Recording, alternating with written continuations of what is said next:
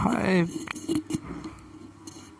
friends and dear students, हम पिछले video में चर्चा किए थे कि कांस्टेंट है k।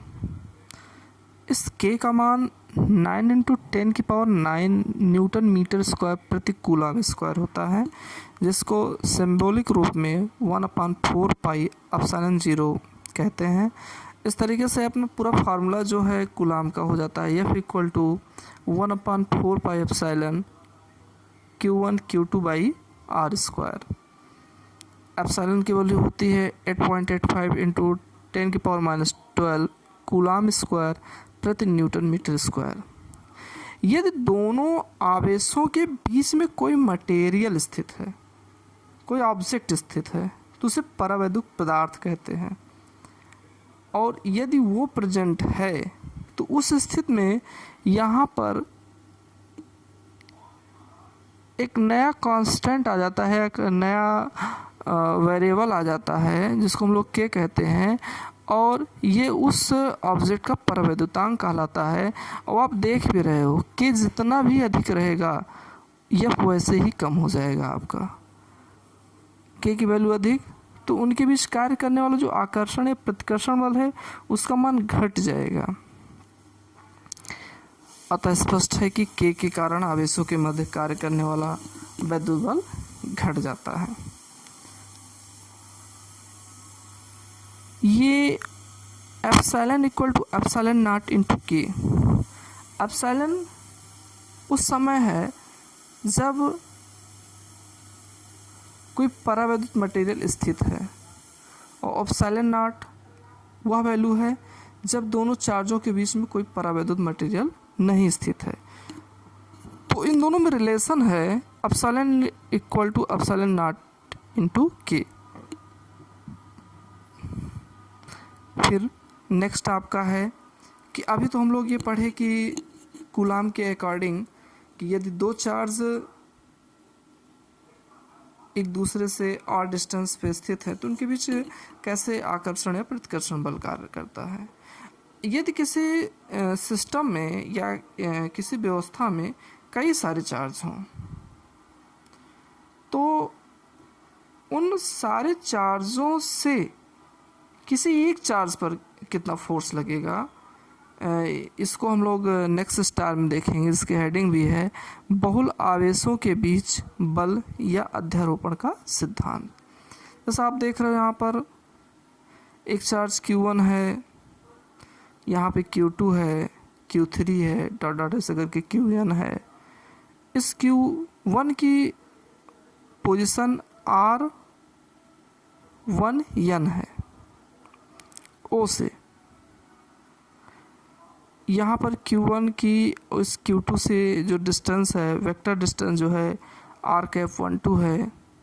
ऐसे Q1 की Q3 से जो वेक्टर डिस्टेंस है R13 है।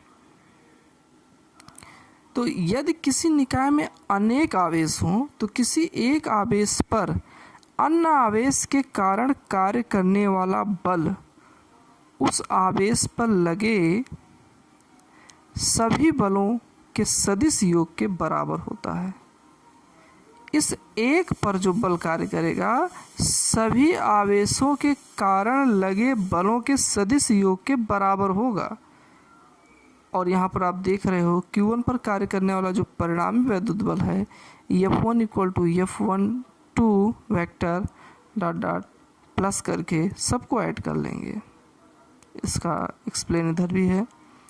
नेक्स्ट आपका है स्टार कि वैद्युत बल आकर्षण व प्रतिकर्षण बल होता है, किंतु गुरुत्वाकर्षण बल सदैव आकर्षण ही होता है। नेक्स्ट स्टार वैद्युत बल आवेशों के बीच के माध्यम पर निर्भर करता है, किंतु गुरुत्वाकर्षण नहीं। बीच में आपको कोई भी माध्यम आ जाए, गुरुत्वाकर्षण जो है वही एज इट इज वही बना रहेगा। वैद्युत बल गुरुत्वाकर्षण बल से कहीं अधिक प्रबल होता है, अर्थात ज़्यादा पावरफुल होता है आपका वैद्युत बल।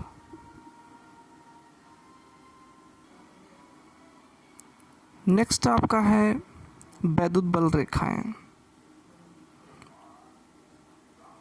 बच्चों ये सारी व्यवस्था इस लॉकडाउन पीरियड में की गई है और अब ये कंटिन्यू अनवरत ऐसे चलता रहेगा और आप लोग इसका एक नोट्स भी बना लीजिएगा जिससे आपको रिवीजन में मदद मिलती रहे। वैद्युत बल रेखा, वैद्युत बल रेखाएं जैसे चुंबकीय बल रेखाएं होती हैं, बिल्कुल वैसे ही है। यदि कोई चार्ज पॉजिटिव है नेगेटिव, बहुत अच्छे से इसको बच्चों समझिएगा क्योंकि अभी आगे भी इसका यूज है। यदि पॉजिटिव और नेगेटिव दो चार्ज हैं तो पॉजिटिव से वैद्युत बल रेखाएं बाहर की तरफ से निकलती हैं, ये आप देख रहे हो, और निगेटिव में वैद्युत बल रेखाएं ऐसे लगता है कि बाहर से इसके अंदर प्रवेश कर रही हैं। और आप वैसे भी मेमोरी के तौर पर इस तरीके से भी आप ध्यान रख सकते हो कि पॉजिटिव साइन है और चारों तरफ इस तरीके से निकला हुआ है, अर्थात इससे निकलेगा और जब इससे निकलेगा तो नेक्स्ट वाले क्या होगा, उसके अंदर प्रवेश करेगा। ये तो हुआ अगर कहीं पॉजिटिव नेगेटिव इस तरीके से फ्रीली है। यदि पॉजिटिव नेगेटिव दोनों पास में हैं तो यहाँ पर पॉजिटिव से चार्ज नेगेटिव की तरफ से जाएगा और नेगेटिव के पास चार्ज इसके पास जाएगा और यहाँ से निकलेगा, जिसकी वैद्युत बल रेखाएं इस तरीके से हैं।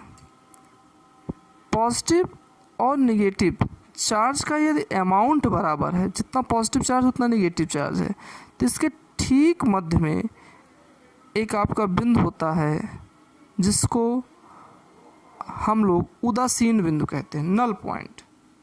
और इस उदासीन बिंदु की क्वालिटी यह है कि यहाँ पर कोई आकर्षण या कोई प्रतिकर्षण नहीं होता है। यह बताया भी गया है, दो बराबर और विपरीत आवेशों से उत्पन्न वैद्युत क्षेत्र धन आवेश से चलकर ऋण आवेश पर समाप्त हो जाता है। यदि Q1 नेक्स्ट स्टार है, यदि Q1 इक्वल टू Q2 हो तो उदासीन बिंदु मध्य में होता है। उदासीन बिंदु आपको समझ में आ गया, जहाँ पर पॉजिटिव वैद्युत बल रेखाओं का मैग्नीट्यूड मात्रा और नेगेटिव बल रेखाओं का मैग्नीट्यूड दोनों आपस में बराबर और इक्वल होते हैं, वहाँ पर हमको वैद्युत क्षेत्र महसूस ही नहीं होता है और ऐसे बिंदु को हम लोग उदासीन बिंदु कहते हैं।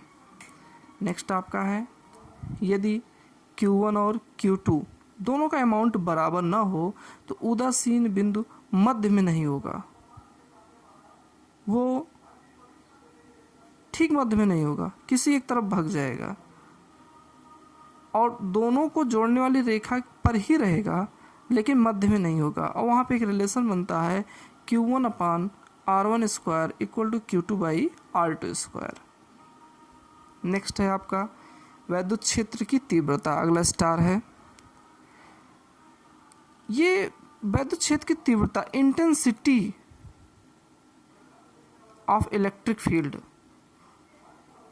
एक वैद्युत क्षेत्र है, यदि उसमें देखिए अब वैद्युत क्षेत्र डेवलप कहाँ से होगा, किसी चार्ज के कारण डेवलप होगा, किसी चार्ज के कारण वैद्युत क्षेत्र डेवलप होगा। और यदि उसी क्षेत्र में किसी दूसरे चार्ज को अगर आप रखते हो तो उस चार्ज पर कोई ना कोई बल कार्य करेगा और ये बल का जो अमाउंट होगा, ध्यान दीजिएगा बच्चों, बल का जो अमाउंट होगा यही ये निर्धारित करेगा कि तीव्रता कितनी अधिक या कम है, जिसकी परिभाषा ऐसे बनती है कि एकांक परीक्षण आवेश पर कार्य करने वाले बल को, और किसमें, वैद्युत क्षेत्र में, उस बिंदु पर वैद्युत क्षेत्र की तीव्रता कहते हैं। इसको हम बच्चों को इस तरीके से बताते हैं कि जैसे एक जंगल है, जंगल आपका पूरा क्षेत्र हो गया, उस क्षेत्र में कोई शेर है तो जंगल के बाहर उसकी पावर की जो तीव्रता है, उसका जो डर है, उसकी तीव्रता जो है बिल्कुल बाहर, जंगल के बाहर कम है। और जैसे से आप पास जाओगे तो तीव्रता क्या होगी, डर की तीव्रता बढ़ती जाएगी। तो वैसे बिल्कुल सेम है ये। नेक्स्ट आपका स्टार है आवेश Q के कारण, यह आवेश आपका Q रहा है, इसके कारण R दूरी पर स्थित बिंदु P पर वैद्युत क्षेत्र की तीव्रता। इस आवेश के कारण R दूरी पर, कोई भी आवेश हो, आपका पॉजिटिव निगेटिव हो, दोनों के कारण R दूरी पर इलेक्ट्रिक फील्ड क्या होगा, पॉजिटिव है तो इलेक्ट्रिक फील्ड बाहर की तरफ, निगेटिव होता है इलेक्ट्रिक फील्ड इसके तरफ हो जाता। बच्चों विशेष ध्यान रखिएगा, निगेटिव अगर ये चार्ज होता है तो इलेक्ट्रिक फील्ड इसके तरफ, अगर ये पॉजिटिव चार्ज है तो इलेक्ट्रिक फील्ड बाहर की तरफ। E इक्वल टू आपका हो जाएगा 1/4 pi epsilon not Q by R square. इसको ध्यान से इस फार्मूले को समझ लीजिए, क्योंकि अभी इसी पर एक आपका डेरिवेशन है। कोई भी चार्ज, उससे R दूरी पर किसी बिंदु पर हमको इलेक्ट्रिक फील्ड निकालना है, तो उसकी इंटेंसिटी या उस बिंदु पर इलेक्ट्रिक फील्ड होगा क्या, 1/4 pi epsilon not Q by R square.